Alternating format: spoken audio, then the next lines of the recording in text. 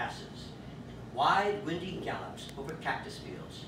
And I heard the old man in the next room crying, "Gee up!" and "Whoa!" and trotting his tongue on the roof of his mouth. It was the first time I had stayed in Grandpa's house. The floorboards had squeaked like mice as I climbed into bed, and the mice between the walls had creaked like wood as though another visitor was walking on them. It was a mild summer night, but curtains had flapped and branches beaten against the window. I had pulled the sheets over my head and soon was roaring and writing in a book. "Whoa there, my beauties!" cried Grandpa. His voice sounded very young and loud, and his tongue had powerful hooves, and he made his bedroom into a great meadow. I thought I would see if he was ill or had set his bedclothes on fire, for my mother had said that he lit his pipe under the blankets and had warned me to run to his help if I smelt smoke in the night. I went on tiptoe through the darkness to his bedroom door, brushing against the furniture and upsetting a candlestick with a thump. When I saw there was a light in the room, I felt frightened, and as I opened the door, I heard Grandpa shout, "Gee up!" as loudly as a bull with a microphone. He was sitting straight up in the bed and rocking from side to side, as though the bed were on a rough road, and the knotted edges of the counterpane were his reins. His horses stood in a shadow beyond the bedside candle. Over a white flannel nightshirt, he was wearing a red waistcoat with walnut-sized brass buttons. The overfilled bowl of his pipe smoldered among his whiskers like a little burning hayrick on a stick. At the sight of me, his hands dropped from the reins and lay blue and quiet. The bed stopped still on a level road. He muffled his tongue into silence, and the horses drew softly up. "Is there anything the matter, Grandpa?" I asked, though the clothes were not on fire. His face, in the candlelight, looked like a ragged quilt pinned upright on the black air and patched all over with goat beards. He stared at me mildly. Then he blew down his pipe, scattering the sparks and making a high, wet dog whistle with the stem, and shouted, "Ask no questions." After a pause, he said slyly, "Do you ever have nightmares, boy?" I said, "No." "Oh, yes, you do," he said. I said, "I was woken by a voice that was shouting to horses." "What did I tell you?" he said. "You eat too much. Who ever heard of horses in a bedroom?" He fumbled under his pillow, brought out a small tinkling bag, and carefully untied its strings. He put a sovereign in my hand and said, "Buy a cake." I thanked him and wished him good night. As I closed my bedroom door, I heard his voice crying loudly and gaily, "Gee up! Gee up!" and the rocking of the traveling bed. In the morning, I woke from a dream of fiery horses on a plain, littered with furniture, and of large, cloudy men who rode 6 horses at a time and whipped them with burning bedclothes. Grandpa was at breakfast, dressed in deep black. After breakfast, he said, "There was a terrible loud wind last night," and sat in his armchair by the hearth to make playballs for the fire. Later in the morning, he took me for a walk through Johnstown village and into the fields on the Shanstephen Road. A man with a whippet said, "There's a fine morning, Mr. Thomas." And when he had gone, leanly as his dog, into the short-treed green wood he should not have entered because of the notices, Grandpa said, "There, do you hear what he called you, Mister?" We passed by small cottages, and all the men who were leaning on the gates congratulated Grandpa on the fine morning. We passed through wood full of pigeons, and their wings broke the branches as they rushed to the tops of the trees. Amid the soft, contented voices and loud, timid flying, Grandpa said, like a man calling across the field, "If you heard those old birds in the night, you'd wake me up and say there were horses in the trees." We walked back slowly, for he was tired, and the lean man stalked out of the forbidden wood with a rabbit, held as gently over his arm as a girl's arm in a warm sleeve. On the last day but one of my visit, I was taken to Shanstephen in a governor's cart pulled by a short, weak pony. Grandpa might have been driving a bison, so tightly he held the reins, so ferociously cracked the long whip, so blasphemously he shouted warning to boys who played in the road, so stoutly stood with his gaitered legs apart and cursed the demon strength and willfulness of his tottering pony. "Look out, boy!" he cried when we came to each corner, and pulled and tugged and jerked and sweated, and waved his whip like a rubber sword. And when the pony had crept miserably round each corner, Grandpa turned to me with a sign smile. "We weathered that one, boy." When we came to Shanstephen village at the top of the hill, he left the cart by the Edwin's Forward Arms and patted the pony's muzzle and gave it sugar, saying, "You're a weak little pony, Jim, to pull big men like us." He had strong beer, and I had lemonade, and he paid Mrs. Edwardsford with a sovereign out of the tinkling bag. She inquired after his health, and he said that Shangaddock was better for the tubes.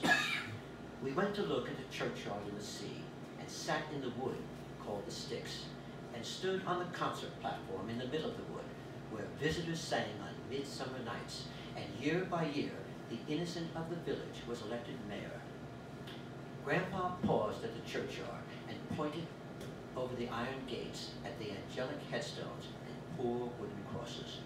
"There's no sense in lying there," he said. We journeyed back furiously. Jim was a bison again. I woke late on my last morning, out of dreams, where the Shanstephen Sea carried bright sailing boats as long as liners, and heavenly choirs in the Sticks, dressed in barge robes and brass-buttoned waistcoats, sang in a strange Welsh to the departing sailors. Grandpa was not at breakfast. He rose early. I walked in the fields with a new sling and shot at the towery gulls and the rooks in the parson's trees. A warm wind blew from the summer points of the weather. A morning mist climbed from the ground and floated among the trees and hid the noisy birds. In the mist and the wind, my pebbles flew lightly up like hailstones in a whirl in his head. The morning passed without a bird falling. I broke my sling and returned for the midday meal through the parson's orchard. Once, Grandpa told me, the parson had bought 3 ducks at Carmarthen Fair and made a pond for them in the center of the garden, but they waddled to the gutter under the crumbling doorsteps of the house and swam and quacked there. When I reached the end of the orchard path, there was a pause, I looked through a hole in the hedge and saw that the parson had made a tunnel through the rockery that was between the gutter and the pond, and had set up a notice in plain writing, "This way to the pond." The ducks were still swimming under the steps. Grandpa was not in the cottage.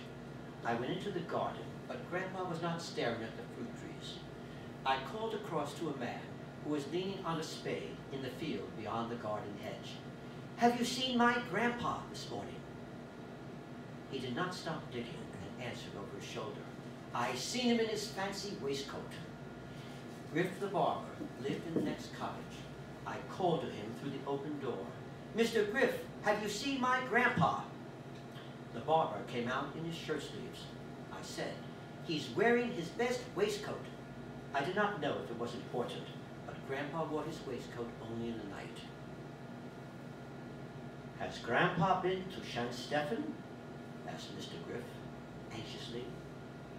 "He went there yesterday in a little trap," I said. He hurried indoors, and I heard him talking in Welsh, and he came out again with his white coat on and carrying a striped and colored walking stick. He strode down the village street, and I ran by his side. When we stopped at the tailor shop, he cried out, "Dan!" and Dan Taylor stepped from his window, where he sat like an Indian priest, but wearing a derby hat. "Di Thomas has got his waistcoat on," said Mr. Griff, "and he's been to Shanstephen." As Dan Taylor searched for his overcoat, Mr. Griff was striding on. "Will Evans," he called outside the carpenter shop. "Di Thomas has been to Shanstephen and he's got his waistcoat on." "I'll tell Morgan now," said the carpenter's wife out of the hammering and sawing darkness of the shop. We called at the butcher shop in Mr. Price's house, and Mr. Griffin repeated his message like a town crier. We gathered together in Johnstown Square. Dan Taylor had his bicycle, Mr. Price his pony trap. Mr. Griff, the butcher, Morgan Carpenter, and I climbed into the shaking trap, and we trotted off toward Carmarthen town. The tailor led the way, ringing his bell as though there were a fire or a robbery, and an old woman by the gate of a cottage at the end of the street ran inside like a pelted hen. Another woman waved a handkerchief. "Where are we going?" I asked. Grandpa's neighbors were as solemn as old men with black hats and jackets on the outskirts of a fair. Mr. Griff shook his head and mourned. "I didn't expect this again from Di Thomas." "Not after the last time," said Mr. Price sadly. We trotted on. We crept up Constitution Hill. We rattled down into Lamma Street, and the tailor still rang his bell, and a dog ran squealing in front of his wheels. As we clip-clopped over the cobbles, I remembered Grandpa's nightly noisy adventures that rocked the bed and shook the walls, and I saw his gay waistcoat in a vision, and his patchwork head tufted and smiling in the candlelight. The tailor before us turned round on his saddle. His bicycle wobbled and skidded. "I see Di Thomas!" he cried. The trap rattled onto the bridge, and I saw Grandpa there. The buttons on his waistcoat shone in the sun. He wore his tight black Sunday trousers and a tall, dusty hat I had seen in a cupboard in the attic, and he carried an ancient bag.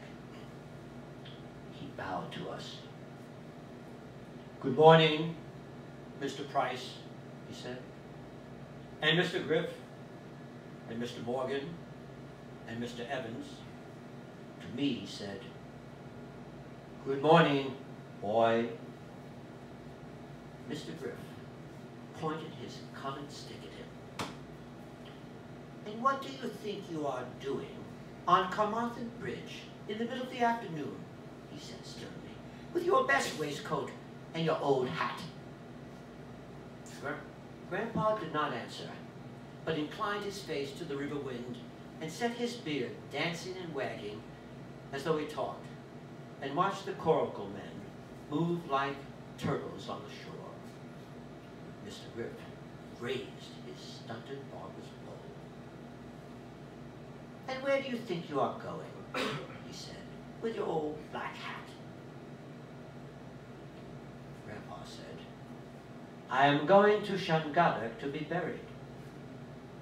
And he watched the coracle shells slip into the water lightly, and the gulls complain over the fish-filled water as bitterly as Mr. Price complained. "But you aren't dead yet, Di Thomas." For a moment, Grandpa reflected. Then,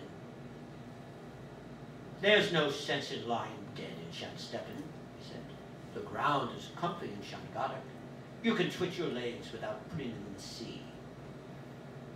His neighbors moved close to him. "But you aren't dead, Mr. Thomas. How can you be buried then? Nobody's going to bury you in Shansteppen. Come on home, Mr. Thomas.